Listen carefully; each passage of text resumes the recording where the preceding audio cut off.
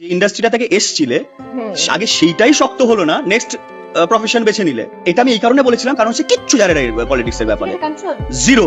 যেতে দাও আমাকে।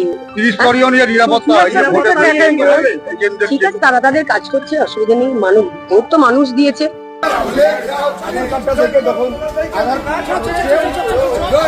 দুবার ভোটে দাঁড়িয়েও ভোটে জিততে পারলেন না সায়ন্তিকা বন্দ্যোপাধ্যায়। বরানগরে একবার না বরং দুবার ভোটে দাঁড়িয়েছেন তিনি, তবে দুবারই বিপুল ভোটে হেরেছেন সায়ন্তিকা বন্দ্যোপাধ্যায়। অবশেষে তাকে বরানগর থেকে চোর চোর স্লোগান দিয়ে তাড়ানো হয়েছে। দৌড়ে নিজের প্রাণ বাঁচিয়েছে এক কথায় সায়ন্তিকা বন্দ্যোপাধ্যায়, যে ভিডিও সোশ্যাল মিডিয়ায় ভাইরাল।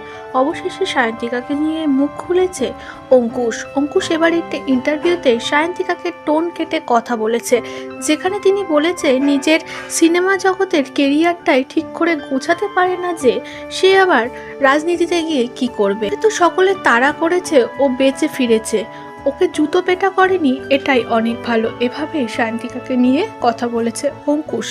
সায়ন্তিকা বারবার ভোটে দাঁড়ালেও নিজের আত্মবিশ্বাস নিয়ে থাকলেও তিনি যেন বারবার হেরে ফিরেছেন। তার কপাল কখনোই সাড় দেয়নি। আর এবছরে তো পুরো টিএমসি পার্টিটাই উড়িয়ে দিয়েছে বিজেপি দল।